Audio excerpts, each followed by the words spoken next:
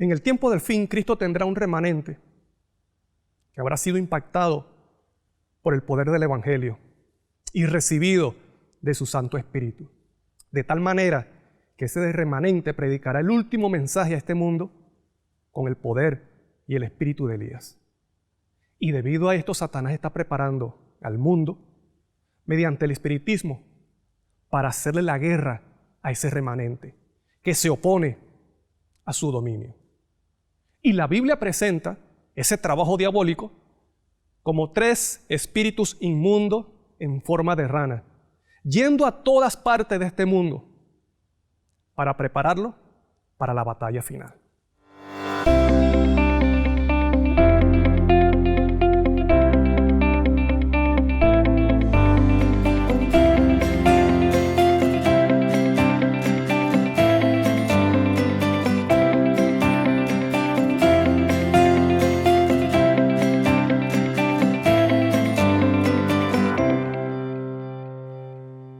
Hola queridos amigos, esto es La Biblia Dice. En el estudio anterior conocimos acerca de los personajes que formarán esa alianza en contra del pueblo de Dios y cómo esa alianza es promovida por el espiritismo y el deseo y la sed de poder. Y hoy conoceremos acerca de ese remanente final y cómo Satanás utiliza el espiritismo y cómo ese espiritismo está alcanzando más lugar y más poder en este mundo. Y sabes tú que la Biblia presenta a ese trabajo diabólico como 3 ranas que van a todas partes de este mundo, preparándolo para la guerra contra Cristo y contra su remanente.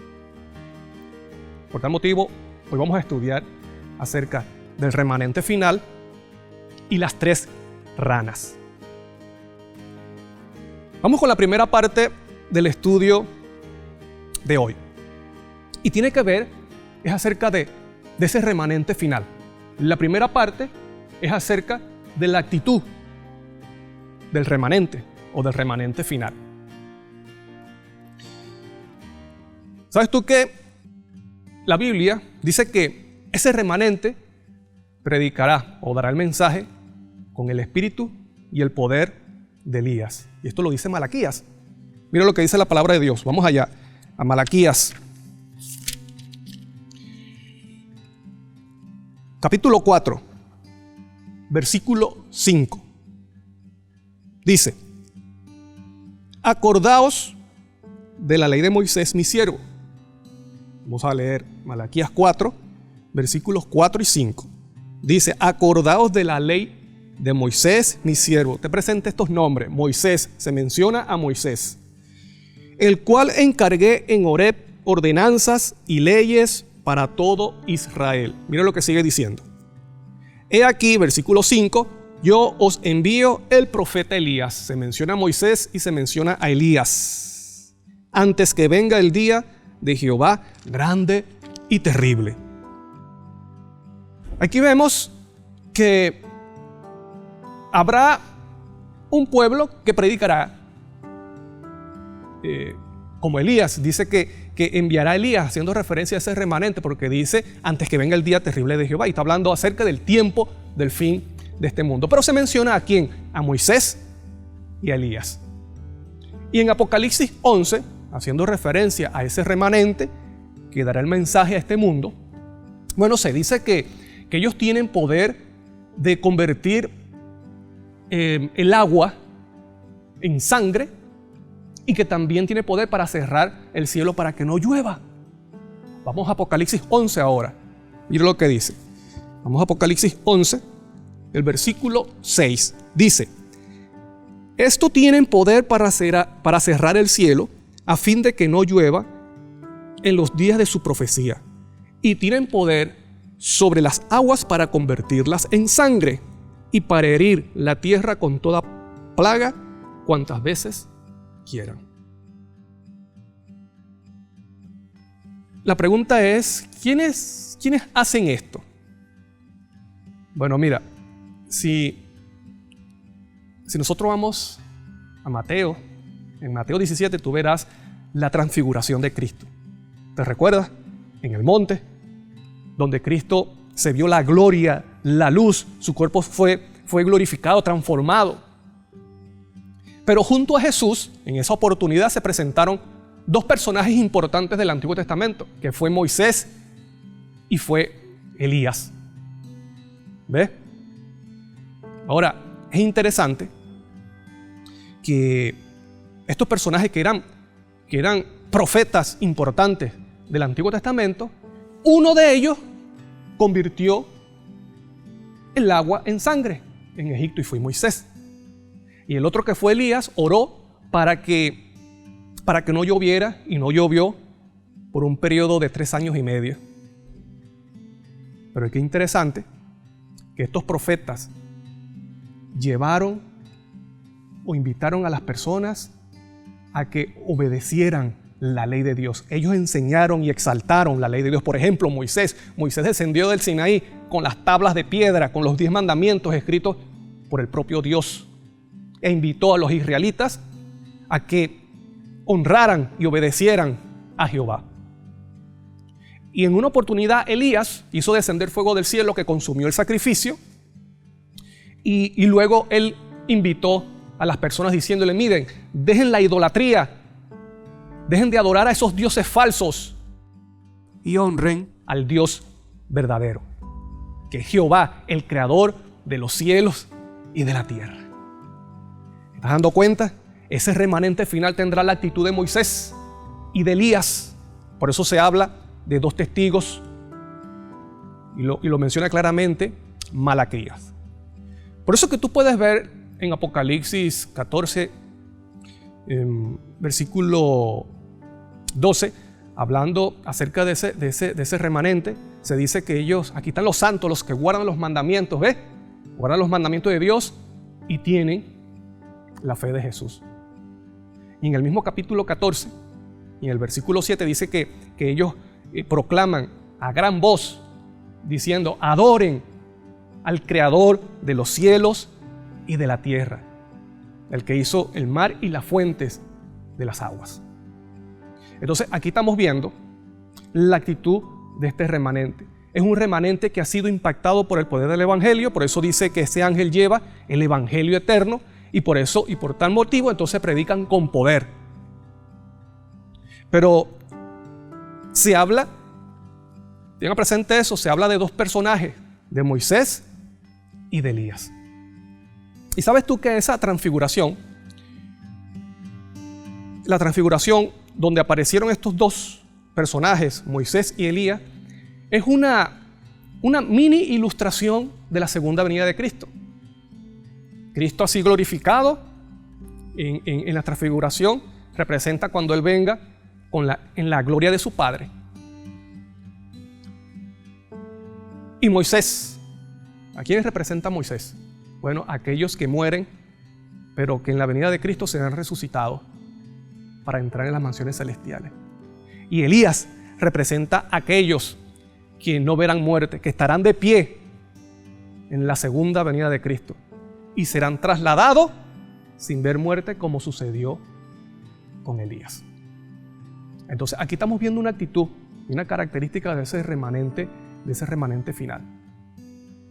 Han sido impactados por el Evangelio, guardan los mandamientos de Dios, viven la fe de Jesús e invitan a las personas a que adoren al verdadero Dios, a Jehová, el creador de los cielos y de la tierra, del mar y de la fuente de las aguas, como lo hicieron ¿quién?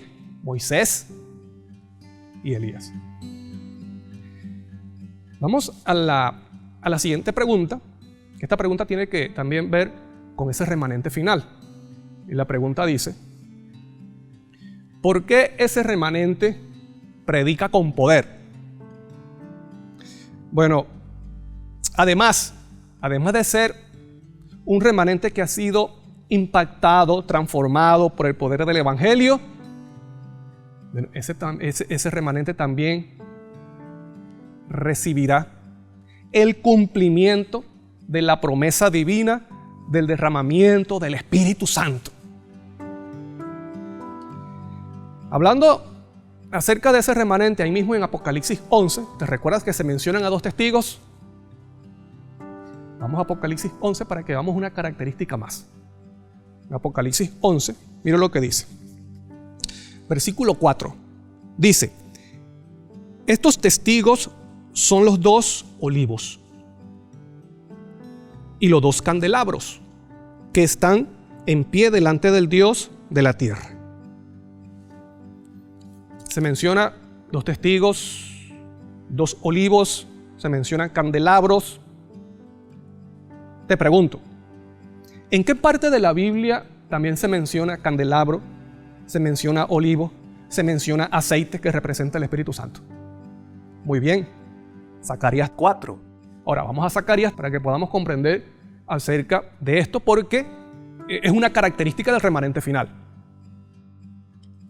Vamos a leer del versículo 1 al 6 y luego el 14. Dice: volvió el ángel que hablaba conmigo y me despertó como un hombre que es despertado de su sueño.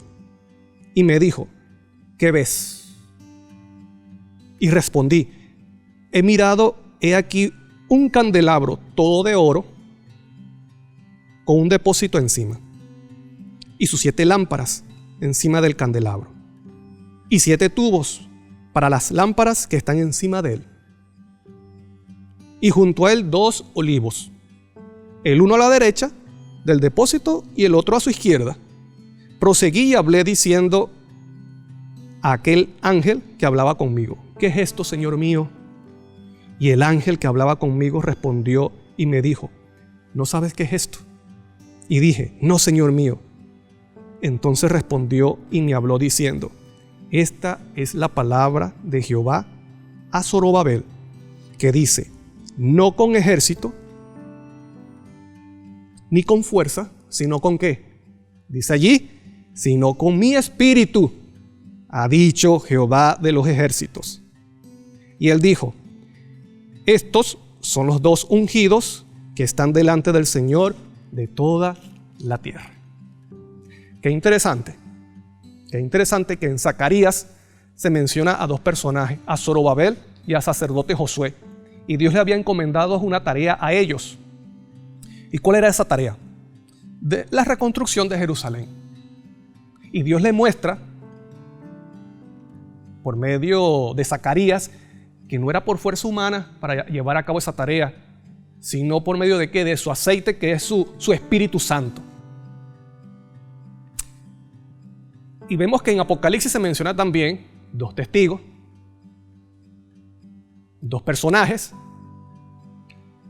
y ese remanente, para cumplir la tarea de predicar el mensaje a todo el mundo con poder, no es con fuerza humana, es con el Espíritu Santo.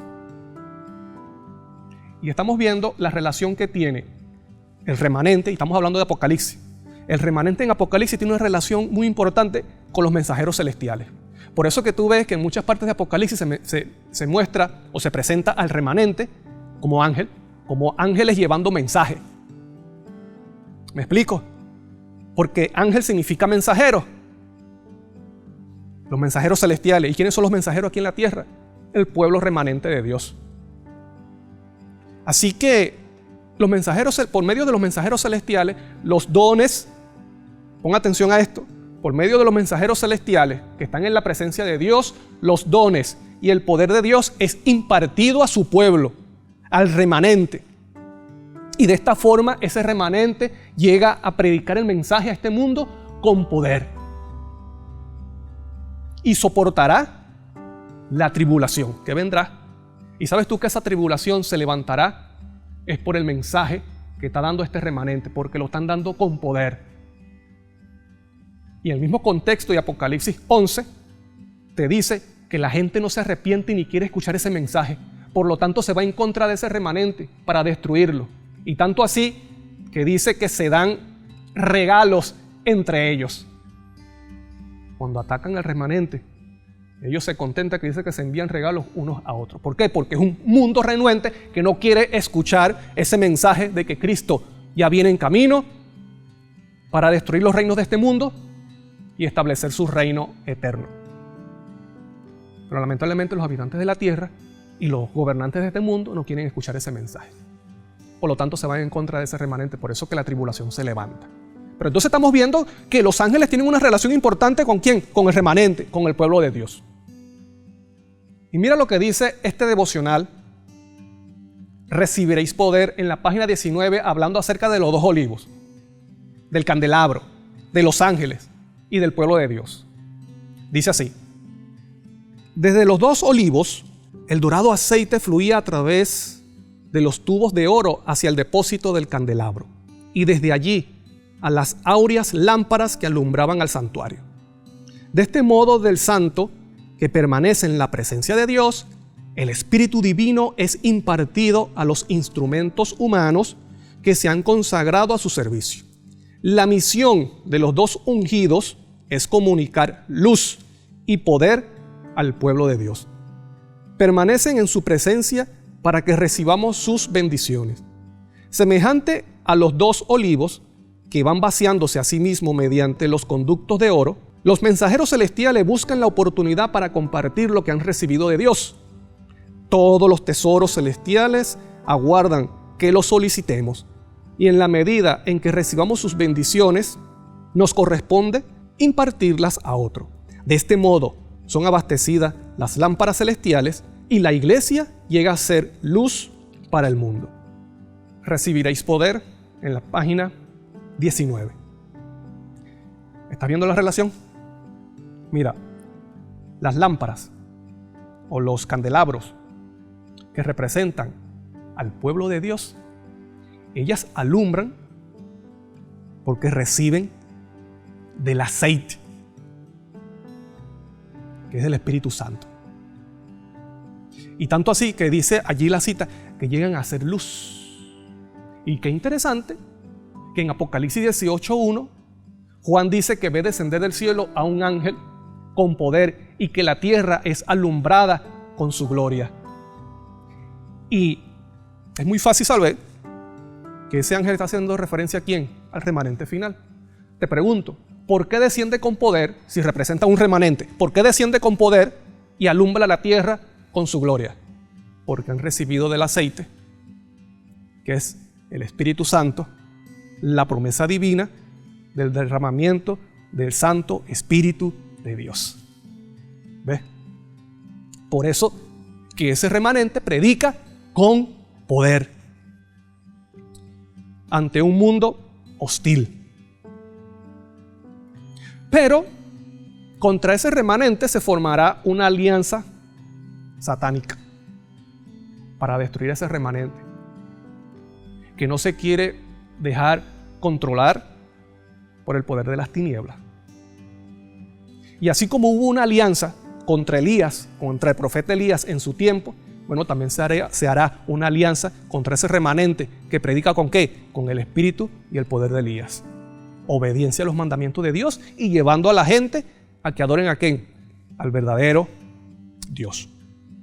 Y la Biblia allí en Apocalipsis presenta esa labor, esa obra, ese trabajo satánico, lo presenta como 3 ranas que van a todas partes, preparando al mundo, juntamente con los gobernantes de este mundo, para irse en contra de ese remanente, de ese pueblo de Dios. Para esto vamos a buscar allí, vamos a leer Apocalipsis 16, donde se menciona esto, de las ranas. Mira lo que dice, vamos a buscar Apocalipsis 16, los versículos 13 y 14. La Biblia dice: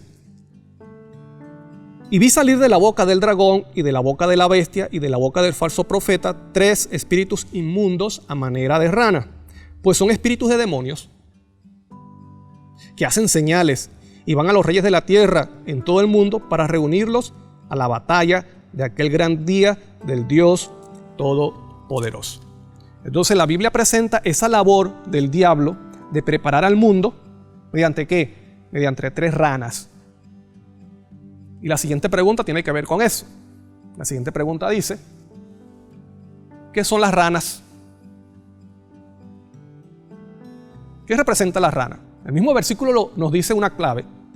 Pero antes de eso, antes de responder qué son las ranas, vamos a ver primero por qué rana. ¿Por qué no puede ser otro animal? ¿Por qué la rana? Bueno, el milagro de la tercera plaga, por medio de Moisés en Egipto, estaba destinado a alcanzar el objetivo de destruir la fe que tenían las personas, la fe que tenían en el río Nilo, que el río Nilo era el objeto de adoración. Y de las aguas de este río, bueno, se produjo una inmensa cantidad de ranas. Y tanto fue así, querido amigo, que esas ranas invadieron toda la tierra de Egipto y molestaban a los habitantes, a las personas. ¿Ves? Era una molestia. Y de las aguas de ese río que ellos consideraban como sagrado, como un dios, bueno, surgieron esas ranas que comenzaron a incomodar y a crear un mal olor en el ambiente. Imagínense que las ranas estaban hasta en las camas de las personas. Eso era un tormento. De este modo, entonces, por el poder de Dios, ese ídolo fue contaminado y fue transformado en una fuente de peligro para las personas. Así también es el espiritismo. El espiritismo es un medio de contaminación y es una fuente peligrosa, un peligro mortal para todas las personas. Y el mismo versículo te dice que las ranas son espíritus de demonios que hacen señales. Y eso es el espiritismo. ¿Qué es el espiritismo? Y tenga presente que estas ranas están yendo a todo el mundo. Ahora, para que sigamos viendo acerca de estas ranas, yo quiero que veamos qué es espiritismo. Bueno, el espiritismo es la creencia que a través de un medium o de otros modos nos podemos comunicar. El ser humano se puede comunicar con los espíritus de los muertos. Ese es el espiritismo. Y no solamente es una creencia, es una práctica. Y esa práctica o esa creencia o el espiritismo tiene su fuente o su origen en Satanás, cuando le dijo a Eva, no moriréis. Y a pesar de los años que tiene este mundo, todavía se sigue pensando que después de la muerte hay vida. O que cuando morimos, nuestro espíritu es otro yo, que sale por allí y puede vagar y tener vida fuera del cuerpo. Entonces el espiritismo, la doctrina principal es ¿cuál? Que el hombre se puede comunicar con los espíritus de los demonios, de los muertos. Pero yo agrego que no es solamente con los espíritus de los muertos, porque la Biblia te muestra, bueno, espíritus de los muertos entre comillas, porque la Biblia te muestra que los muertos nada saben y que esos espíritus no son los muertos, son otros seres. Y por eso que yo agrego y me atrevo a decir que no es solamente consultar o hablar con los espíritus de los muertos, sino con espíritus de demonios.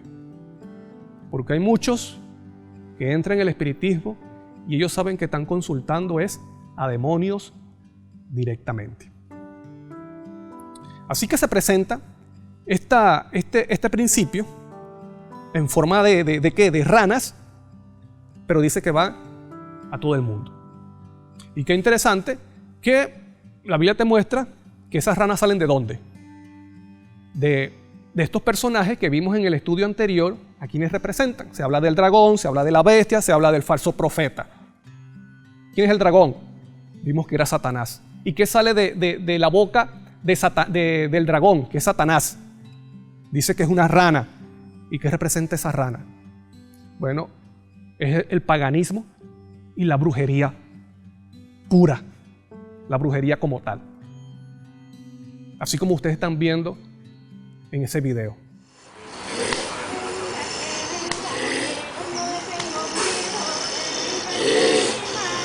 Todo lo que hace él tiene que lo va primero y que lo cañate. Esto es lo que da es lástima. Cómo el hombre puede llegar a esta práctica. Y esta práctica lo que hace es degradar al hombre y destruirlo. Y ellos piensan y son engañados por Satanás creyendo que ellos pasan a un nivel superior. Y eso es terrible.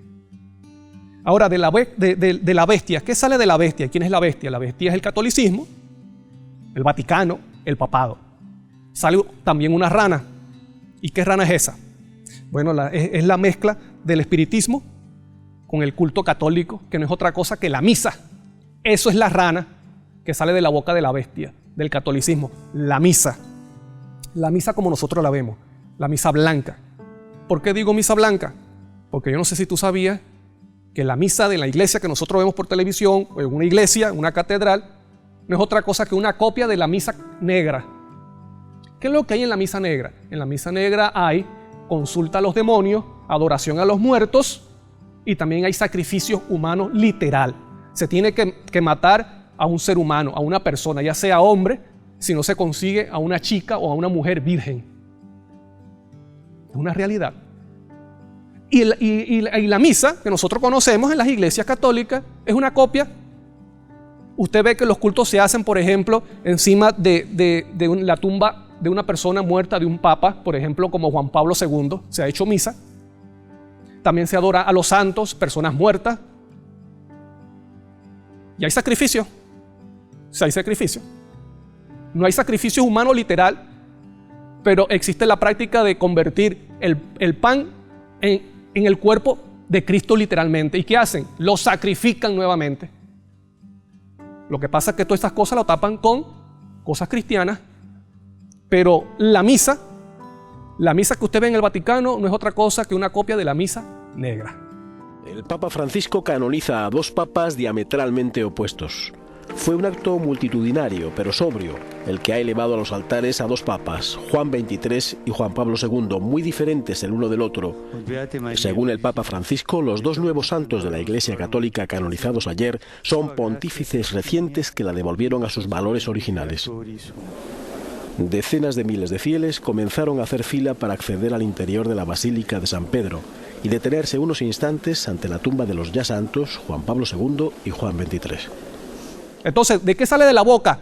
De la bestia del catolicismo, la misa, que es el culto católico mezclado con espiritismo. Ahora, del falso profeta. ¿Qué es el falso profeta? Bueno, en el estudio anterior, te invito a que vayas a ese estudio, vimos que el falso profeta es el cristianismo apóstata o el protestantismo apóstata.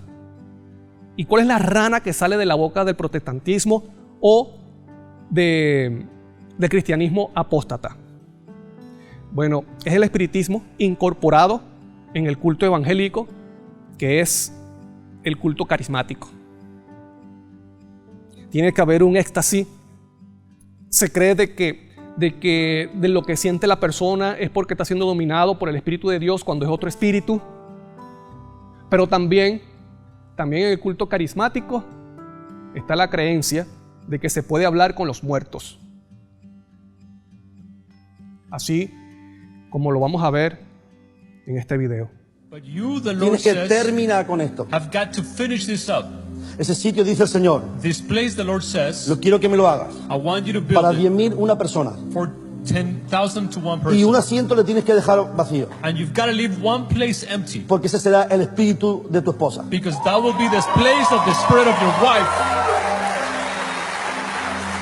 En ese sitio no se puede sentar nadie. In that place, no one could sit down. Ningún invitado. No guest. Ese sitio estará reservado como para ella, porque ese sueño yo en ella se lo he dado. That place will be reserved for her. Y podemos ver cómo estas personas que dicen ser pastores y conocedores de la palabra, y otro dice ser un verdadero profeta, le dice que han consultado y está hablando con un espíritu de la persona que murió, que fue esposa de ese pastor. Y le dice que le guarde una silla cada vez que haya un culto. Cuando claramente la Biblia te dice que los muertos nada saben. Estamos viendo las ranas que salen de estos personajes. Y se dice que van a los reyes de la tierra. Y es tanto así, querido amigo, que estas ranas llegan hasta las habitaciones secretas de los presidentes, de los reyes de este mundo. Y te lo dice la Biblia. En las cámaras secretas, en las habitaciones secretas, los reyes de este mundo los presidentes practican espiritismo para alcanzar el poder, para mantenerlo y para protección. Miren lo que dice Salmos. Vamos a leer Salmos 105. Salmo 105, versículo 30, dice: su tierra produjo ranas hasta en las cámaras de sus reyes. Y cámara significa habitación, recinto. Hasta allá llegan las ranas, hasta allá llega el espiritismo, hasta allá llegan los espíritus inmundos. Así que el espiritismo, querido amigo y hermano, es una realidad. Domina el catolicismo, domina al cristianismo apóstata, domina al mundo político o al poder político de este mundo, porque los presidentes, para llegar al poder, repito, se valen del espiritismo, se consagran, venden su alma por los privilegios de este mundo, por la gloria de este mundo. Y esto lo podemos ver en la experiencia de un presidente que fue muy conocido, como es Hugo Chávez. Los Brujos de Chávez relata cómo un presidente obsesionado con el poder le pide a su bruja que le eche las cartas para ver cómo le va a ir el día o para saber cómo le está yendo la conspiración, y poco a poco la asertividad es la que lo lleva a él a convencerse de que estas cosas funcionan realmente. Soy David Placer, periodista y escritor de Los Brujos de Chávez, que aborda el tema de la superstición, de la brujería y de la santería en el ámbito del presidente Hugo Chávez. Al menos 7 testimonios aseguran que Hugo Chávez dejaba una silla vacía en las reuniones previas a su primera campaña presidencial. Entonces siempre decía, bueno, esta es la silla que vamos a dejar para que baje el espíritu de Bolívar y nos ilumine y nos guíe en la deliberación de toda la preparación de la campaña electoral. Incluso una trabajadora de un hotel importante donde Chávez se quedaba pernoctando durante sus primeros días de campaña, también le llevaba 2 platos de comida, cuando solo se comía uno. Hugo Chávez hablaba con una persona que tenía al lado y que decía que era Simón Bolívar, y siempre el pollo y el plátano que dejaba era para supuestamente el provecho del Libertador. Todas esas historias fueron contadas y de ninguna manera fueron desmentidas nunca por el propio Hugo Chávez.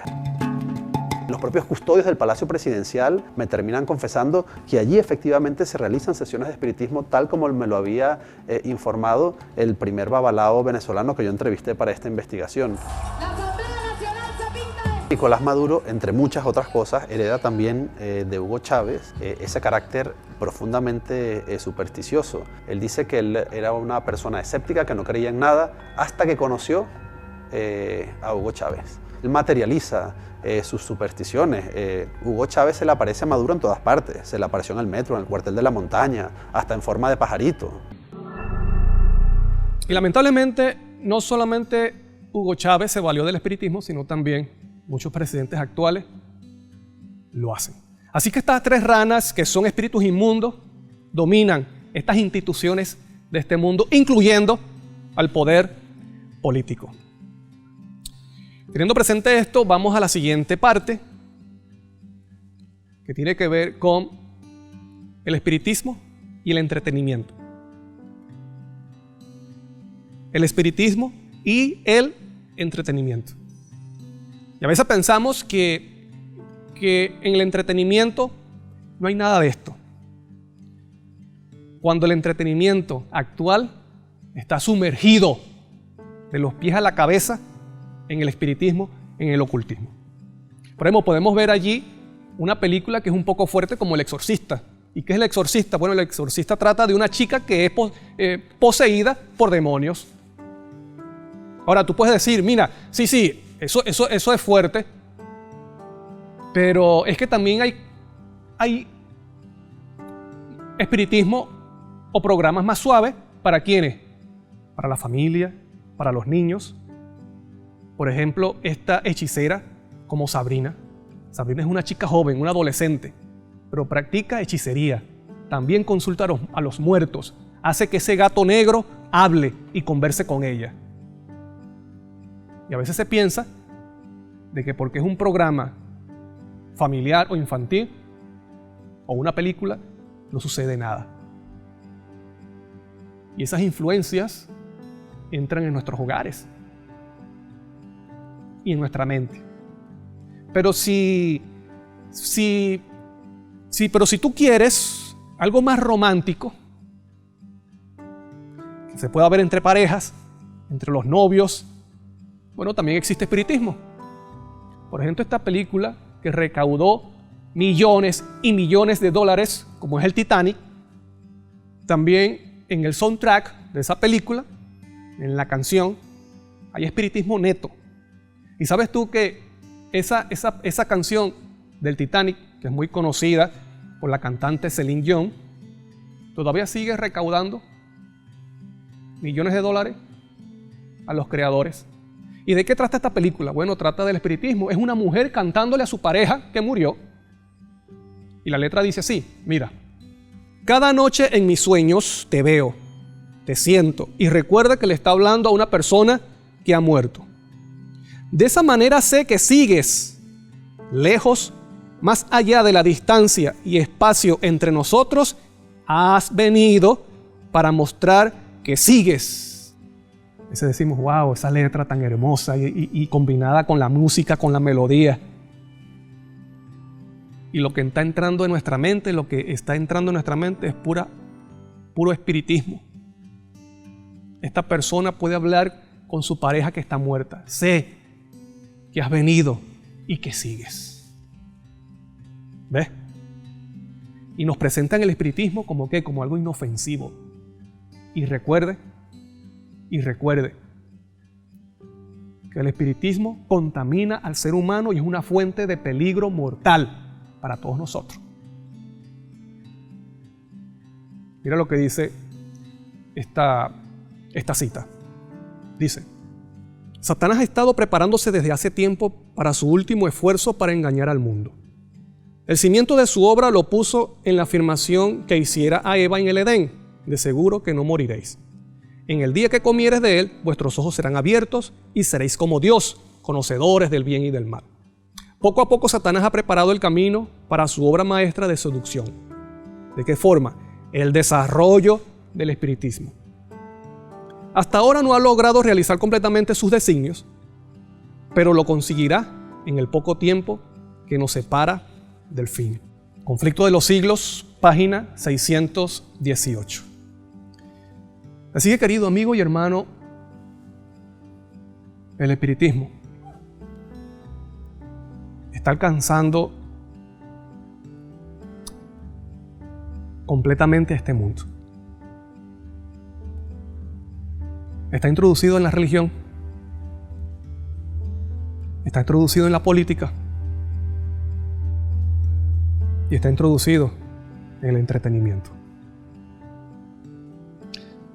De esta forma, Satanás está preparando al mundo para irse en contra del pueblo de Dios y en rebelión contra Cristo y contra Dios.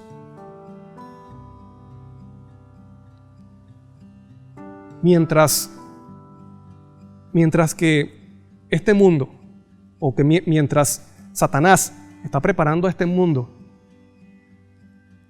dándole de su espíritu maligno a través del espiritismo,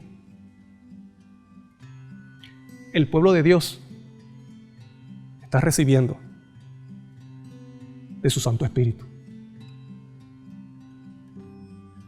Y Satanás da de su espíritu maligno para destruir al remanente. Pero el remanente está recibiendo del Espíritu de Dios para proclamar el mensaje a este mundo con poder. Pero aunque haya una alianza, un plan maligno en contra de ese remanente final para destruirlo, déjame decirte, Dios, cuidará y guardará a su pueblo fiel. Dios lo ayudará a cumplir la misión a ese remanente que guarda los mandamientos de Dios, viven la fe de Jesús, son transformados por el poder del Evangelio y recibirán el cumplimiento de la promesa del derramamiento del Espíritu Santo. Gloria a Dios por eso. Y Dios te está invitando a que tú seas parte de ese remanente final para dar el mensaje con poder a este mundo y no ser derrotado por el poder de las tinieblas. ¿Qué le dirás al Señor? Bueno, dile: Señor, acepto tu invitación.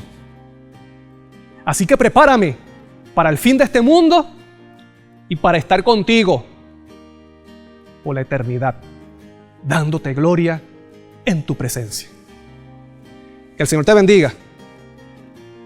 Espero verte, o espero que nos veamos en ese remanente. Un abrazo y nos vemos en el próximo estudio.